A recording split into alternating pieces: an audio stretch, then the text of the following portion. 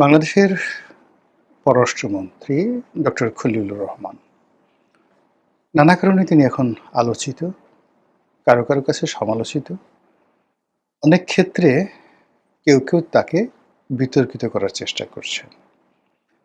তার বাংলাদেশে আগমন, ইউনূস সরকারে তার অন্তর্ভুক্তি, পরবর্তীতে নিরাপত্তা উপদেষ্টা হওয়া এবং সেখান থেকে একেবারে ম্যাজিক্যালি জাদুকরীভাবে তারেক রহমান সাহেবের সঙ্গে তার বৈঠক পরবর্তীতে নির্বাচনের পর পররাষ্ট্রমন্ত্রী হিসেবে নতুন সরকারে তার শপথ গ্রহণ, সব মিলিয়ে এরকম ম্যাজিক্যাল ঘটনা, মানে একজন ব্যক্তিকে নিয়ে খুব অল্প সময়ের মধ্যে, মাত্র ১.৫ বছর সময়ের মধ্যে ১৮ কোটি মানুষের দেশে যে ঘটনাগুলো ঘটেছে, এইরকম ম্যাজিক্যাল ঘটনা হাজার বছরের রাজনীতিতে ঘটে না।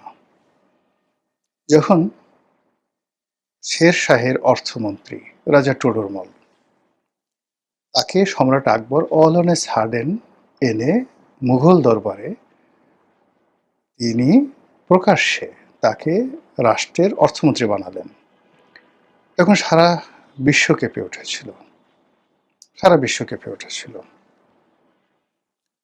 আবার একই সময় ধরুন সম্রাট আকবর যখন যোধাবাইকে বিয়ে করেছিলেন, অথবা সম্রাট বা সুলতান সুলেমান যখন ইব্রাহিম পাশাকে, একজন ক্রীতদাসকে, তিনি তার প্রধানমন্ত্রী নিয়োগ করেছিলেন, উজিরে আজম নিয়োগ করেছিলেন, তখনও বিশ্ব কেঁপে উঠেছিল।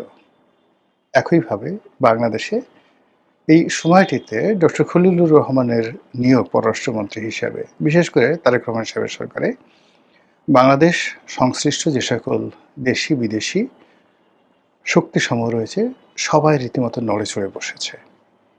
সবার প্রশ্ন, হায় হায় হলো কি? উনি কোথা থেকে এলেন?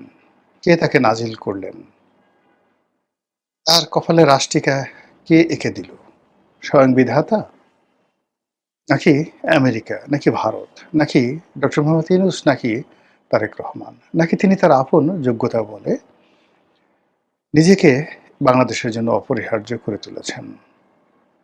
ঘটনা যাই হোক না কেন, গত ১৮ মাসে তার চেয়ে ক্ষমতাধর, তার চেয়ে কৌশলগতভাবে গুরুত্বপূর্ণ ব্যক্তিত্বময় একটি পদবি, এবং কারণে অকারণে এখন তিনি যেভাবে প্রাসঙ্গিক থেকে একেবারে আন্তর্জাতিকতায় পৌঁছে গেছেন।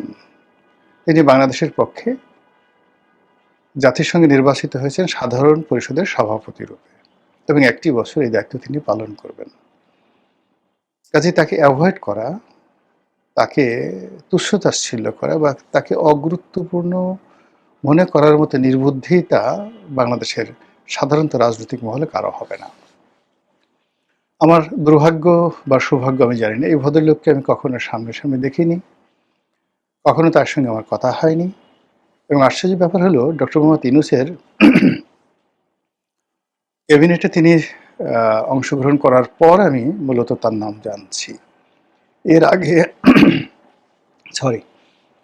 আগে তার সম্পর্কে আমার কোনো ধারণা ছিল না, আমি তার সম্পর্কে জানতাম না। কিন্তু যেই মুহূর্তে তিনি নিয়োগ লাভ করেছেন, তো সেক্ষেত্রে তার যে সুগুণাবলীগুলো রয়েছে, সেই সুগুণাবলীগুলো যেভাবে সামনে এসছে, আমি তো রীতিমতো অ্যামেজড।